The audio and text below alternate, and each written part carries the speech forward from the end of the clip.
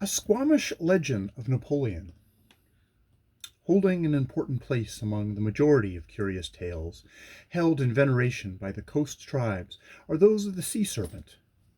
The monster appears and reappears with almost monotonous frequency in connection with history, traditions, legends, and superstitions. But perhaps the most wonderful part it ever played was in the great drama that held the stage of Europe, and incidentally all the world, during the stormy days of the first Napoleon.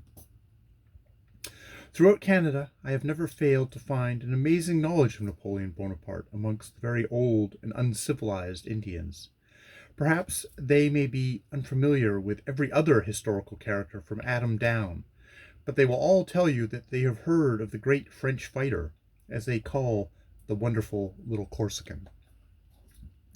Whether this knowledge was obtained through the fact that our earliest settlers and pioneers were French, or whether Napoleon's almost magical fighting career attracted the Indian mind to the exclusion of lesser warriors, I have never yet decided.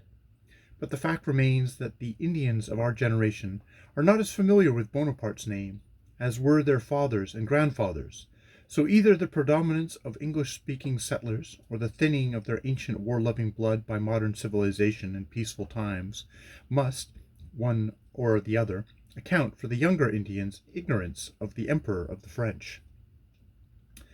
In telling me the legend of the Lost Talisman, my good Tillicum, the late Chief Capilano, began the story with the almost amazing question, had I ever heard of Napoleon Bonaparte?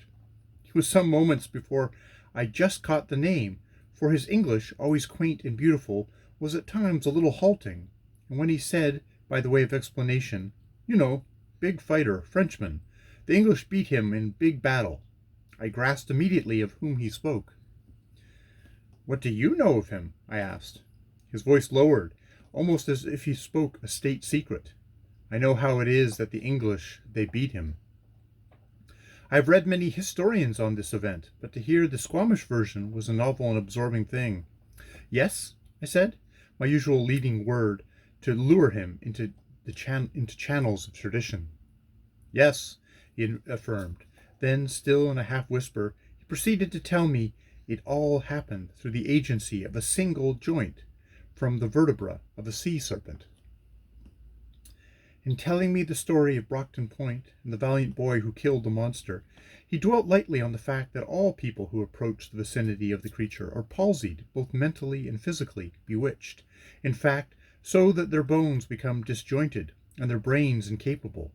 But today he elaborated upon this point until I hearkened back to the boy of Brockton Point and asked how it was that his body and brain escaped this affliction.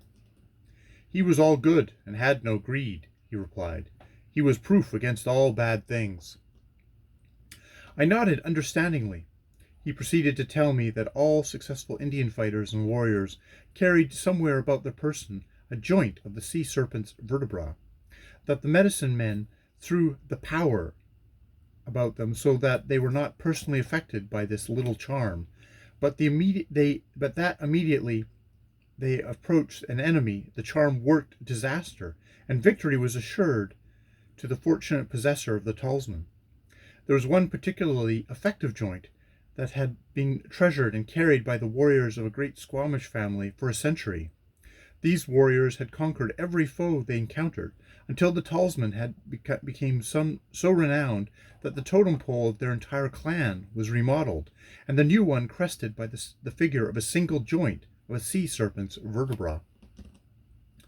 About this time, stories of Napoleon's first great achievements drifted across the seas, not across the land, and just here may be a clue to the buried coast Indian history, which those who are cleverer at research than I can puzzle over.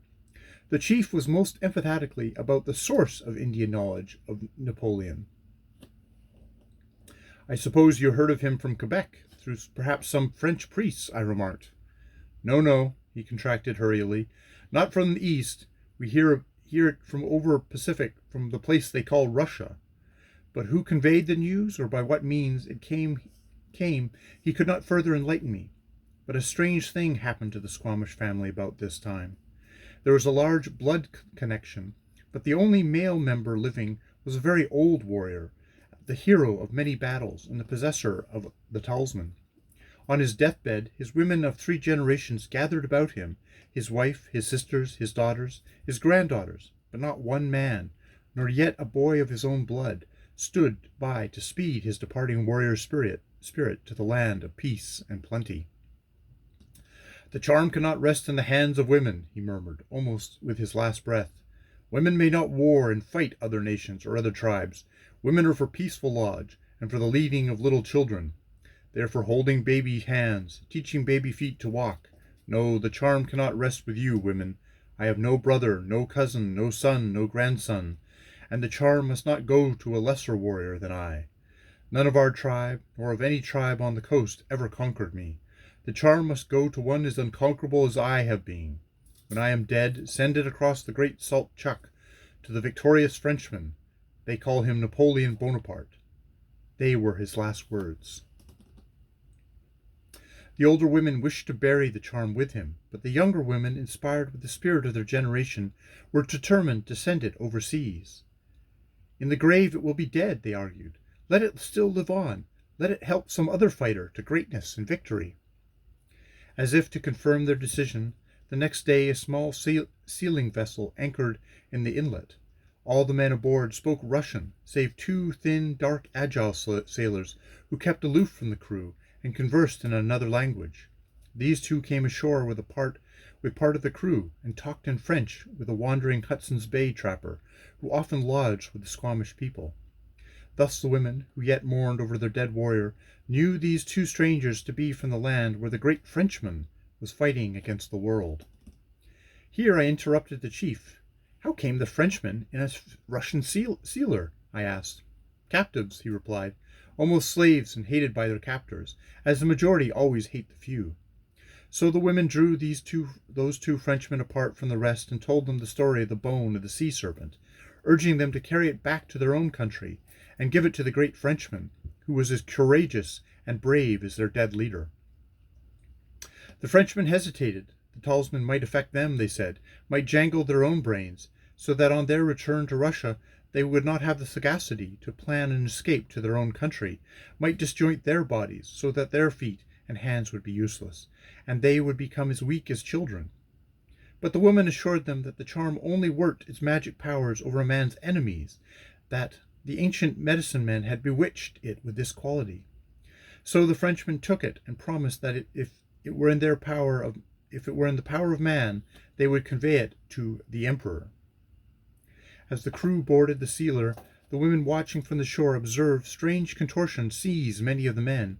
Some fell on the deck, some crouched shaking with palsy, some writhed for a moment, then fell limp and seemingly boneless. Only the 2 Frenchmen stood erect and strong and vital. The Sqmsh talisman had already overcome their foes.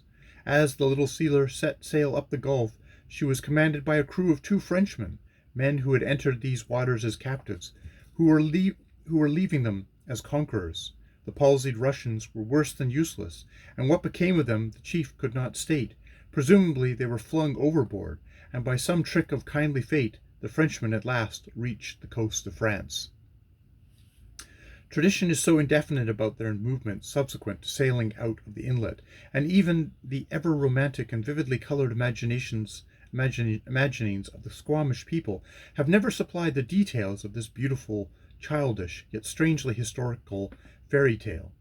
But the voices of the trumpets of war, the beat of drums through Europe, heralded back to the wilds of Pacific coast forests the intelligence that the great Sqmsh charm eventually reached the person of Napoleon, that from this time onward his battle was one vast victory, that he won battle after battle, conquered nation after nation, and, but for the direst of calamity that could befall a warrior, would eventually have been master of the world. What was this calamity, chief? I asked, amazed at his knowledge of the great historical soldier and strategist. The chief's voice again lowered to a whisper. His face was almost rigid with intentness as he replied. He lost the Sqmsh charm, lost it just before one great fight with the English people. I looked at him curiously. He had been telling me the oddest mixture of history and superstition, of intelligence and ignorance, the most whimsically absurd yet impressive tale I had ever heard from Indian lips. What was the name of the great fight?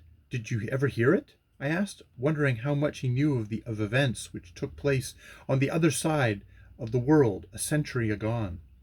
Yes, he said carefully, thoughtfully. I hear the name sometimes in London when I there. Railroad station there. Same name. Was it Waterloo? I asked. He nodded quickly, without a shadow of hesitation. That one. That it. Waterloo.